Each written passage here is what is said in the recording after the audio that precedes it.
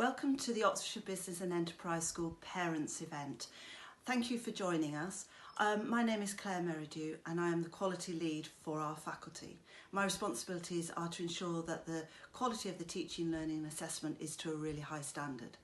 I thought it might be quite useful for you to understand how we deliver our programme, a little bit about the BTEC structure if you're unfamiliar with it, also about our standards and expectations and the whole study programme that we offer.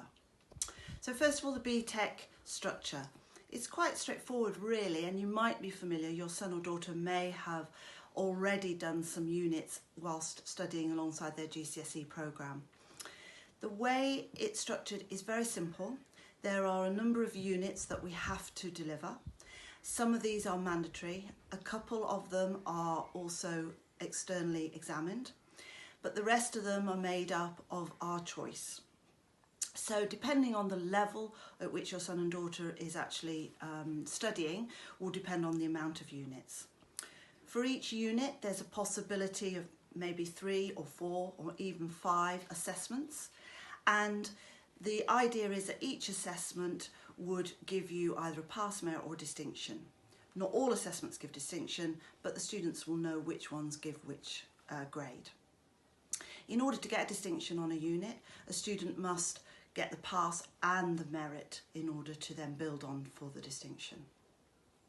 Each unit then is assessed in that way, and then there's a build-up of units. So by the end of the academic year, there will be a whole package of units and they all contribute together, building on one another to give the overall qualification. The 2 examinable units are quite tricky.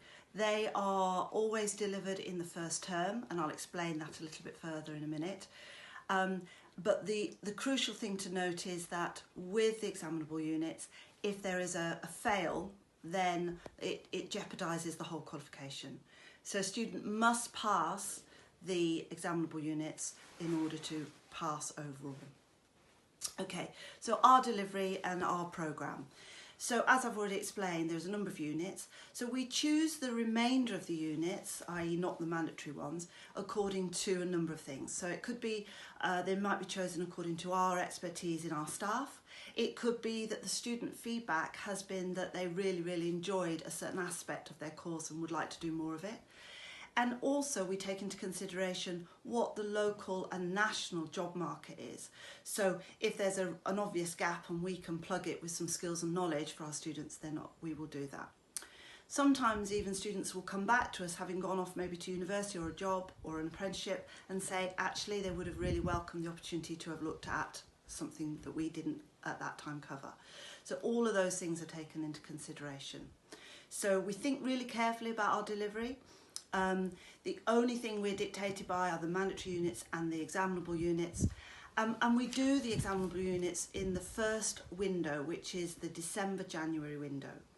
There is another opportunity to do the exam, and that's in the May-June window, but we don't give our students the opportunity to do that first time round in case there is a fail or they haven't achieved their potential.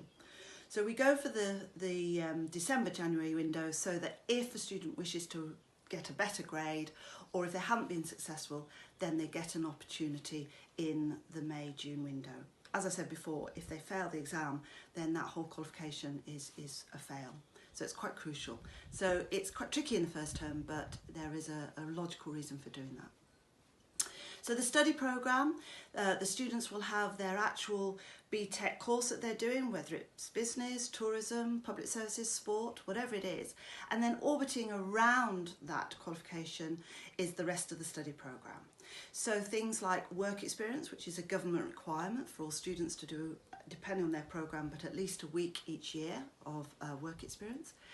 It could be English and Maths, so if they haven't achieved their GCSE, they might be on a GCSE programme or a functional skills programme, or even an extended challenge programme. So all our students, regardless of where they have achieved their GCSE at English and Maths, will be studying some form of English and Maths. It's quite important that, and that's what employers have said to us.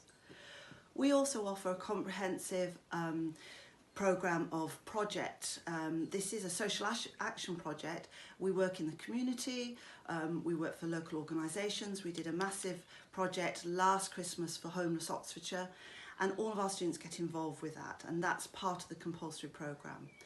The feedback we get from employers about that, and also from our students who've gone to university and can actually discuss that they've been involved in the community, it really is important for them to do that.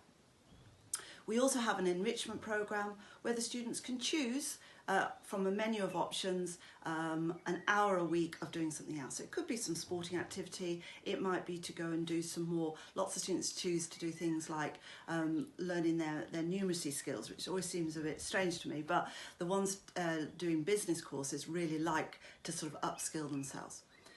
So it's really important that the students understand, and we will make it clear to them, that they have to attend all of the study programme.